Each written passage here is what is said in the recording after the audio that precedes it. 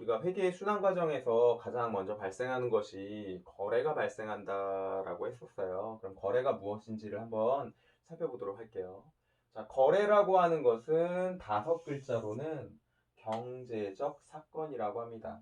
그래서 경제적 사건이라고 하는 것은 자산, 부채, 자본의 증감이나 또는 수익 비용의 발생 또는 소멸을 말합니다. 왜 자산부채 자본은 증감이라고 하고 수익 비용은 발생 또는 소멸이라고 할까요? 자, 자산부채 자본은 뭐예요? 내가 보유하고 있는 거죠. 그래서 보유하고 있는 것이 늘어나거나 줄어듭니다. 그래서 증가하거나 감소한다라고 이제 말을 하고요. 수익과 비용이라고 하는 것은 어떠한 것이 발생을 하게 되면 그걸로 이제 끝나게 되는 겁니다. 그래서 발생이 하거나 또는 소멸을 한다라고 말을 하고 있어요. 자, 그다음 그러면 자산부채 자본 수익 비용이라고 하는 것은 무엇인지 한번 살펴볼까요? 자, 자산하고 부채는 좀 반대되는 개념이라고 볼 수 있어요. 자, 자산이라고 하는 것은 과거, 현재, 미래로 나눠서 설명할 수가 있는데 과거에 우리가 어떤 경영 활동을 했기 때문에 지금 가지고 있는 거겠죠. 그래서 과거의 경영 활동의 결과로서 현재 우리 기업이 가지고 있죠. 그래서 자산의 예로는 뭐 현금이 대표적인 자산이 되겠죠. 그리고 미래에 이걸 가지고 뭘 할 겁니까? 경제적인 이익을 발생시킨 것으로 예상되는 것을 우리가 자산이라고 합니다. 자, 두 번째로 부채라고 하는 것은 역시 과거의 경영 활동의 결과로서 우리 기업이 현재 가지고 있다기보다는 부담하고 있는 의무가 되겠죠.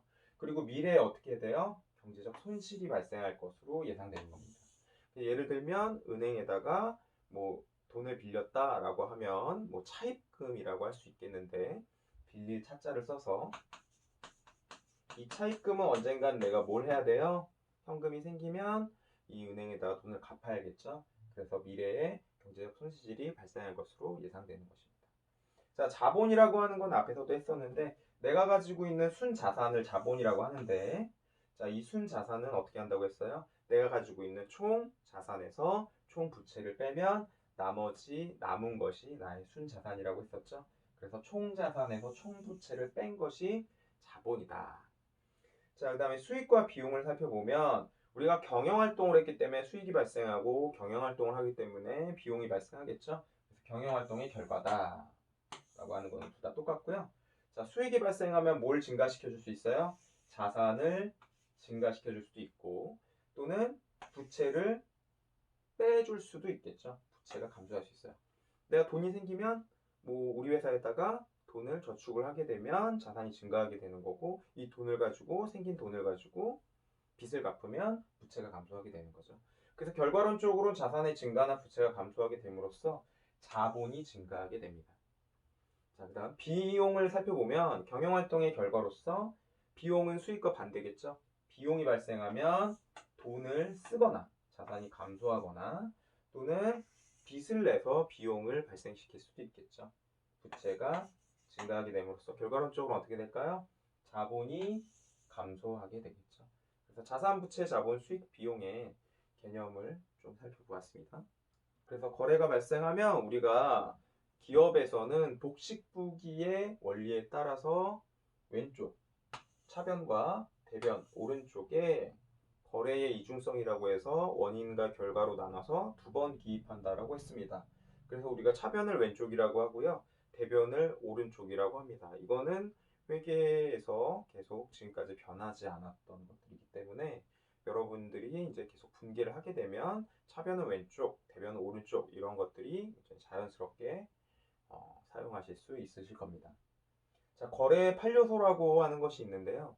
자, 거래라고 하는 것은 차변의 요소와 대변의 요소가 결합 관계에 의해서 발생을 하게 되는데 차변에는 네 가지 요소가 올 수가 있고요.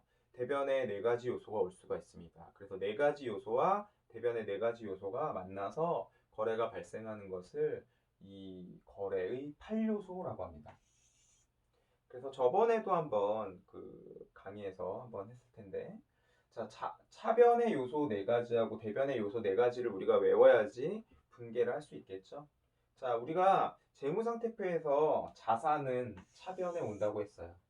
그 다음 재무상태표에서 부채와 자본은 대변에 온다고 했습니다.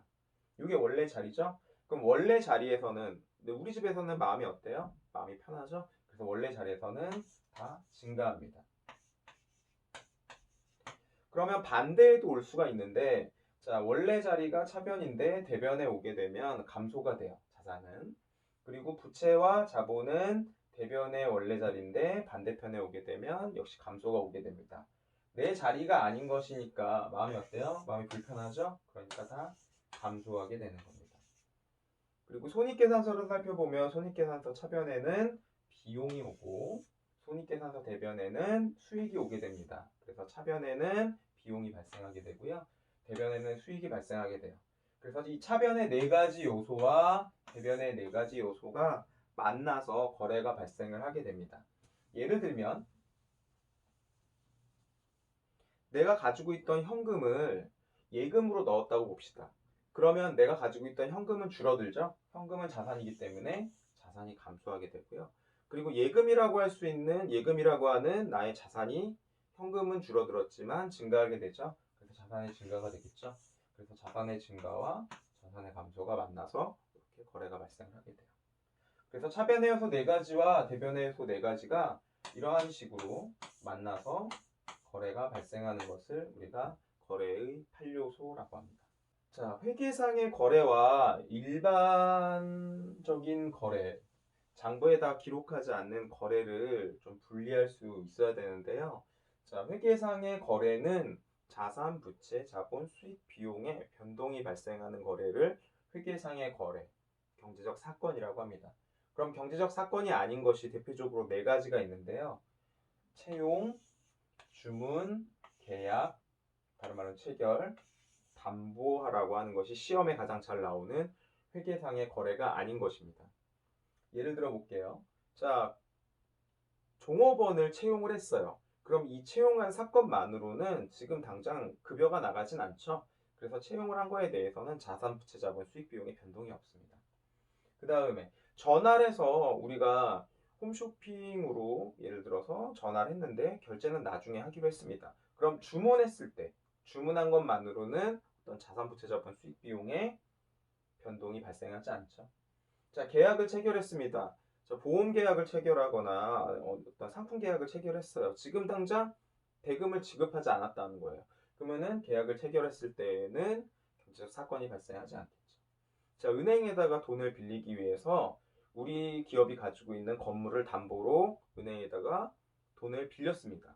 그러면 이 담보를 설정한 것 자체는 지금 담보 설정했다고 건물이 은행으로 넘어가는 것은 아니죠. 나중에 이제 부채를 못 갚았을 경우에는 차압을 당할 수 있겠지만 지금 당장 담보를 설정하는 것은 우선 자산, 부채, 자본, 수익 비용에 변동이 발생하지 않습니다. 그래서 자, 한번 외워볼까요? 채용, 주문, 계약, 담보 이 네 가지는 경제적 사건, 회계상의 거래가 아니다라는 것입니다. 관련된 기출문제를 한번 풀어볼게요. 자, 다음 중 회계상의 거래에 해당되는 것은 자, 아닌 것을 한번 찾아볼게요. 자, 월세 70만 원 임대차 계약을 맺기로 하고 구두라고 하는 것은 말로 약속했다라는 겁니다. 그럼 지금 당장 계약을 맺고 약속은 했지만 이 월세 70만 원이 나간 건 아니죠. 그래서 이건 경제적 사건이 아니죠. 제품 300만 원의 주문을 받았다. 자, 주문을 받아서 이제 납품을 해야 되는 상황인데 전화로 주문을 받았을 때는 어떤 경제적 거래가 발생하지 않았죠. 자, 종업원을 월급 230만 원 주기로 하고 채용을 했어요. 지금 당장 월급이 나간 건 아니죠. 그래서 이것도 역시 경제적 사건이 아니죠. 그래서 계약, 주문, 채용 이러한 것들은 경제적 사건이 아니라는 거예요. 그러면 1번이 답일 텐데 자, 광고를 하기 위해서 광고료 7만 원을 현금으로 지급했다라는 겁니다. 뭐 예를 들어 라디오 광고라든지 신문 광고를 하기 위해서 광고회사에다가 지금 17만 원을 지급을 했죠. 그러면 어떻게 돼요? 현금이라고 하는 자산이 감소를 했고 광고료라고 하는 비용이 발생을 했죠. 그러면 이거는 경제적 사건이 되겠네요. 정답은 1번이 되겠습니다.